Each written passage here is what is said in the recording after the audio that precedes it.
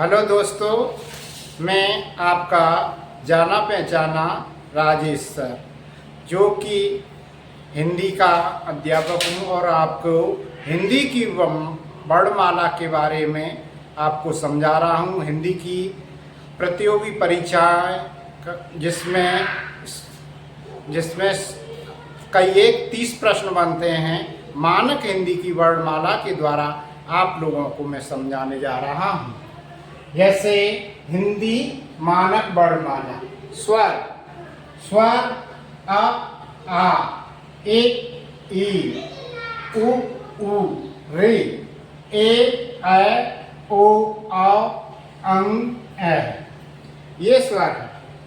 अब हिंदी के स्वर हिंदी के विद्वानों को द्वारा यानी हिंदी वालों ने स्वरों को मूल कितना बताया है? 11।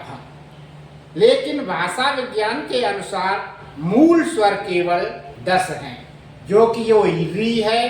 हिंदी वालों ने री को स्वर की श्रेणी में रखा है, लेकिन भाषा विज्ञान वाले लोग इसको स्वर नहीं मानते हैं, क्योंकि ये री 2 ध्वनियों से मिलकर के बना है, र प्लस ई। इसलिए इसमें ये र है, ये व्यंजन है, इसलिए इसको स्वर नहीं मानते हैं। तो हिंदी वालों ने इसको इन स्वरों को केवल कितनी संख्या बताई है? 11 है, और भाषा विज्ञान वालों ने 10। हिंदी वालों के अनुसार 1 2 3 4 5 6 7 8 9 10 11, ये 11 हैं। लेकिन भाषा विज्ञान वाले इसको री को और अंग को और इसको स्वर नहीं मानते हैं। अंग ये अनुस्वार है और री ये अंग ए है, ये विसर्ग है। तो इस प्रकार हिंदी वाले कितने मानते हैं? 11 है, और भाषा विज्ञान वाले मानते हैं 10 स्वर, मूल स्वर। अब इनकी मात्राओं के बारे में हम विचार करते हैं। मात्राएं जैसे अ की कोई मात्रा नहीं होती है। आ ई उ ऊ ऋ ए ऐ ओ औ, ये आपकी मूल भाषाएं हैं, मात्राएं हैं। जैसे अब यहाँ बेचारा आता है, ये रू होता है और एक रू, इसमें र और ऊ यानी छोटा ऊ मिलाकर के रू, ये मात्रा होती है छोटे ऊ की। आप कंफ्यूज नहीं हो, ये मात्रा होती है किसकी? छोटे ऊ की। जैसे रुपया, रुचि, और र प्लस बड़ा ऊ ये होती है बड़े ऊ की। जैसे रूपा, यहाँ पर ये गोल होगा तो वो बड़े ऊ की मात्रा होगी। रूठना। अब बात आती है कि स्वर के भेद। स्वर के भेद 2 होते हैं, लेकिन कुछ लोग स्वर के भेद 3 भी मानते हैं, लेकिन अक्सर करके स्वर के मूल भेद 2 ही होते हैं। जो 3 स्वर तीसरा मानते हैं उसका इतना महत्व नहीं है, उसका संस्कृत में ज्यादा महत्व है। स्वर के भेद हैं, नंबर 1 ह्रस्व स्वर, जिसमें आता है अ ई उ और ऋ, ये। और दीर्घ स्वर में आता है आ ई उ ए ऐ ओ औ। तीसरा जो मैंने आपको बताया है संस्कृत के अनुसार, वो है तीसरा लुप्त स्वर। लुप्त स्वर इसका कोई ज्यादा लेखा जोखा नहीं होता है, फिर भी मैंने आप लोगों को सब बता रहा हूं कि इसका जैसे उदाहरण है ओम, हे राम, ये स्वर हैं। इसको ह्रस्व का मतलब होता है कम, इसको जब हम बोलते हैं तब बहुत कम समय लगता है उच्चारण करते समय। दीर्घ का मतलब होता है अधिक, इसको इससे ह्रस्व से 2 गुना लगता है। और अगर हम तीसरा मानते हैं लुप्त स्वर, तो इसको 3 गुना लगता है। इसके अनुसार अब जैसे नोट में हम बताते हैं आपको, इ ई एवं री, ये स्त्रीलिंग वर्ड हैं। हाँ, स्वर के भेद हो गए 3। अब बात आती है कि स्वर बोलते समय जिह्वा के 3 भागों से स्वर बोले जाते हैं। नंबर 1 है आपका अग्र स्वर, दूसरा है मध्य स्वर और तीसरा है पश्च स्वर। अब आप ये कंफ्यूज होंगे कि जिह्वा के वो कौन से 30 स्थान हैं जहाँ पर अग्र बोला जाता है और मध्य बोला जाता है और पश्च बोला जाता है। तो मैंने जिह्वा की चित्र भी बनाया है, जैसे ये है। तो ये आपका अग्रभाग नहीं है, इसको तो जिह्वा की नोक कहते हैं। अग्रभाग आपका ये वाला हिस्सा है, जिससे ए आए ये कहाँ से बोले जाते हैं? जिह्वा के अग्र यानी अग्रभाग से। मध्यभाग से केवल छोटा अ बोला जाता है। मध्यभाग ये जैसे बीच वाला है ना, ये आपका मध्य भाग है। अब पश्च भाग ये है। पश्च भाग इससे बोला जाता है बड़ा आ, छोटा ऊ, बड़ा ऊ और अ का मतलब जो जैसे कॉलेज, आगत, इसको कहते हैं आगत वर्ड। कॉलेज में आता है ना, ये कॉलेज, कॉफी, इसमें ये आता है। और ओ और बड़ा ओ ये पश्च भाग से बोले जाते हैं। तो जिह्वा के यानी स्वर बोलते समय 3 भागों से बोले जाते हैं, अग्र स्वर, मध्य स्वर और पश्च स्वर।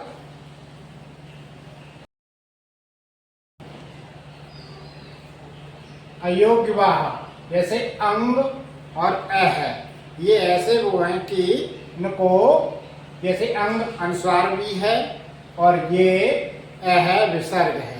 इनको स्वर में भी प्रयोग किया जाता है और व्यंजन में भी किया जाता है, इसलिए इन दोनों को हम अयोग्य वाह की श्रेणी में रखते हैं।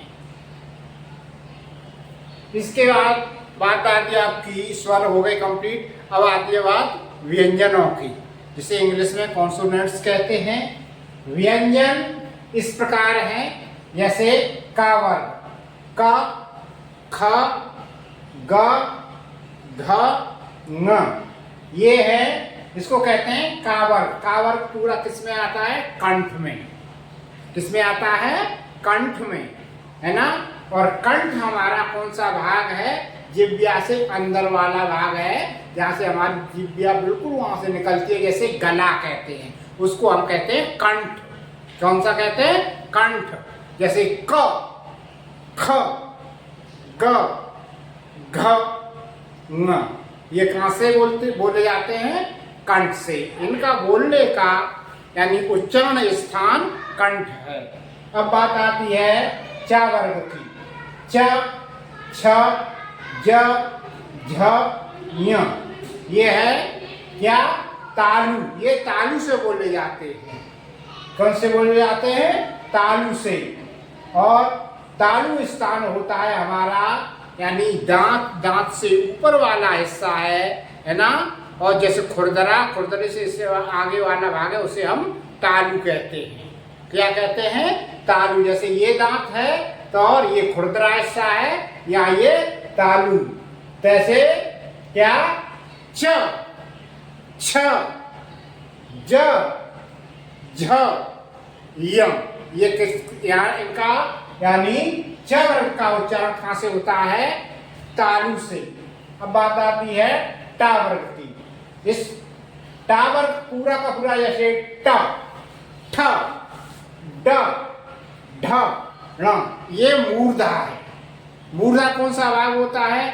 मूर्धा हमारा यानी मुंह की छत, बिल्कुल बीचों बीच में। ट, ठ, ड, ढ, ण, इस तरह से यहाँ पर जिह्वा की जो हमारा जो नोक है वो बिल्कुल बीच में, जहाँ मुलायम वाला हिस्सा है वहां पर स्पर्श करेगी तो वह मूर्धा स्थान कहलाता है।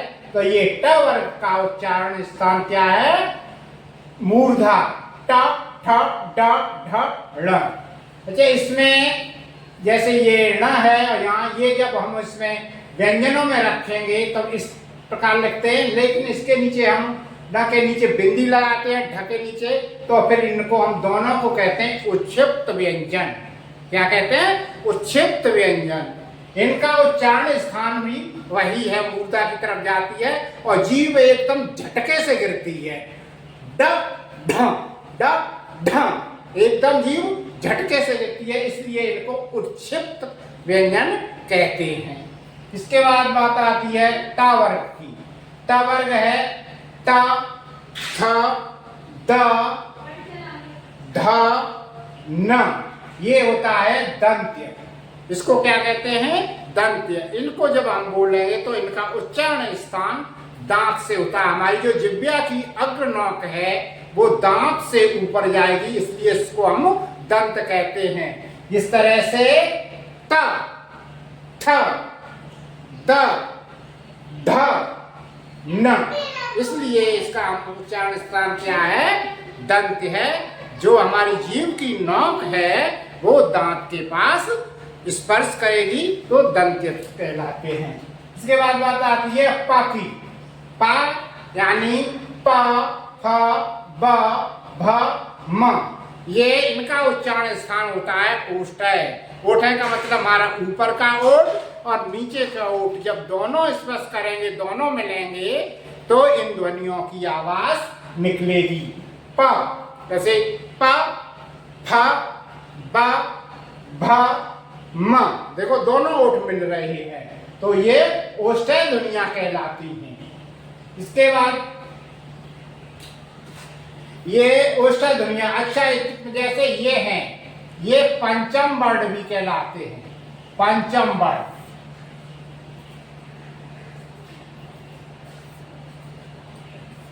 इनको हम पंचम वर्ण कहते हैं और इनका उच्चारण स्थान नासिक, ये नासिक की ध्वनियां कहते हैं।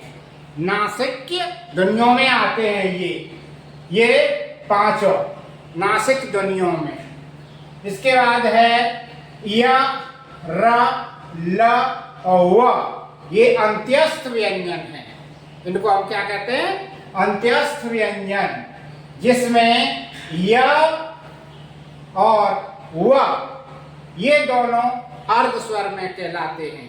इनका अर्ध स्वर है और ये इनका उच्चारण स्थान ही वही है जो वो है। इसके बाद है ऊष्म व्यंजन। ऊष्म व्यंजन में श, श, श और ह, ये ऊष्म व्यंजन है। ऊष्म व्यंजन इसको इसलिए कहते हैं कि जब हम इनका उच्चारण करते हैं तो हमारी जिह्वा बाहर जो वायु निकलती है वो उसमें ऊष्म यानी गर्मी से होती है, इसलिए हम इसको ऊष्म व्यंजन कहते हैं। इसके बाद आता है छे, तर, ज्ञ और स्र, ये संयुक्त व्यंजन है। संयुक्त व्यंजन हम इनको इसलिए कहते हैं कि ये दो वर्ण मिलकर के बने हैं, दो वर्णों के संयोग से बने हैं, इसलिए हम इनको संयुक्त व्यंजन कहते हैं। जैसे छे, ये क और स से, ये आप सोचते हो कि इस पे हलंत क्यों लगाया जाता है? हलंत इसलिए लगाया जाता है कि इससे अ निकला हुआ है। आप एक बात और मैं समझाऊं कि जितने भी व्यंजन होते हैं उनमें सब में अ मिक्स होता है। अगर हम उस पर हलंत लगा देंगे तो अ उसका नहीं होगा उसमें व्यंजन, इसलिए ये छे कैसे क और छ से बनती है। त्र, त और र से, दोनों से मिलकर के त्र बनता है। ज्ञ, ज और य, चूल वाला य, इन दोनों से मिलकर के ये ज्ञ बनता है। स्र, श और र, इनसे मिलकर के ये स्र बनता है। इसलिए ये चारों अलग यानी दो व्यंजनों से मिलकर के बनते हैं, इसलिए इनको हम संयुक्त व्यंजन कहते हैं। अब बात आती है आपकी र। इसमें ये र है, इसको हम लुंठित में रखते हैं। लुंठित का मतलब होता है जब हम इसको बोलते हैं तो हमारी जीभ में वाइब्रेशन होता है, इस तरह से ऊपर नीचे जाती है, लुढ़कती है, लोड़न होता है, इसलिए हम इसको लुंठित कैसे, जैसे र र र, देखो इसमें वाइब्रेशन हो रहा है, ऐसे ऐसे जीभ हिलती है, ऊपर नीचे जाती है, इसलिए र को हमने लुंठित की श्रेणी में रखा है, इसका नाम लुंठित है। और ल, ल पारस्विक ध्वनि है। ल पारस्विक ध्वनि है। पारस्विक ध्वनि इसको इसलिए बोलते हैं कि इसका जब उच्चारण करते हैं तो जिह्वा हमारी मूर्धा की तरफ जाती है, और लेकिन जिह्वा के पार्श्व पास इधर से और इधर से दोनों तरफ से हवा निकलती है, पार्श्वों से, पास से, इसलिए इस ध्वनि को हम पार्श्विक ध्वनि कहते हैं। रखो, इसका उच्चारण स्थान वही है जैसे मूर्धा की तरफ जीभ जाएगी और नीचे गिरेगी, इसलिए हम इसको पार्श्विक ध्वनि कहते हैं। हिंदी के जो व्यंजन हैं उसमें सा पर बात हम करते हैं, जैसे ये तालव्य स, मूर्धन्य स और दंत्य स, ये तीनों सा के उच्चारण स्थान अलग अलग हैं। जैसे तालव्य यानी कुछ लोग इसको सीटी वाला सा बोलते हैं, लेकिन इसको कहते हैं तालव्य स, ये मूर्धन्य स, ये दंत्य स। अब हमने आपको बताया है यहाँ पर, जैसे हमारा ये ओठ है, ये दांत है, दांत के ऊपर ओठ आता है, ओठ से ऊपर के आगे हिस्से पे चलेंगे तो वहाँ खुरदरा सा हिस्सा है, खुरदरा हिस्सा है, उसी को हम तालु कहते हैं। क्या कहते हैं? तालु। तो ये तालव्य हिस्सा है। उससे आगे मुलायम हिस्सा है, बिल्कुल ऊपर जाएंगे मुंह के ऊपर इस तरह से यहाँ पर, तो ये मुलायम वाला हिस्सा है, इसको ही हम मूर्धा कहते हैं। क्या कहते हैं? मूर्धा। तो यहाँ पर ये जो षटकोण वाला सा है वहाँ का उसका उच्चारण स्थान मूर्धा से है, और जो सीटी वाला सा जिसको सलजम वाला सा बोलते हैं, इसका उच्चारण स्थान क्या कहते हैं? तालव्य है। और ये सड़क वाला जिससे कहते हैं ये दंत्य सा है, दंत के ऊपर जीव हमारा अगला भाग जो दांत के ऊपर बोली जाएगी। जैसे तालव्य यानी सबसे पहले तालव्य, तालव्य श श श, षटकोण, शासन, षटकोण, शासन, शव्य। तो यहाँ पर जो हमारी जीभ का अगला जो नोक है वो तालु से स्पर्श करेगी, तो वहाँ ये तालव्य स का उच्चारण होगा। दूसरा है मूर्धन्य स, जिससे षटकोण वाला कहते हैं। मूर्धन्य का मतलब बीच में जो मुलायम वाला हिस्सा है आपका, यानी मुंह की बिल्कुल छत ऊपर वाला, वहाँ श श श, भाषा भाषा भाषा, वहाँ पर ये मूर्धा के पास जीभ का स्पर्श करेगी अगला भाग, तो वो मूर्धन्य स का उच्चारण होगा। उसके बाद है दंत्य स। दंत का मतलब दांत, हमारा जो जीभ की जो अगला हिस्सा है, जो नोक है, वो दांत के पास ऊपर जो मसूड़ा है वहाँ स्पर्श करेगी, तो वहाँ ये दांत यह दंत्य स का उच्चारण होगा। जैसे सड़क, सड़क, सड़क, सड़क, यहाँ पर इसका स्पर्श करने से ये दंत्य स बोला जाता है।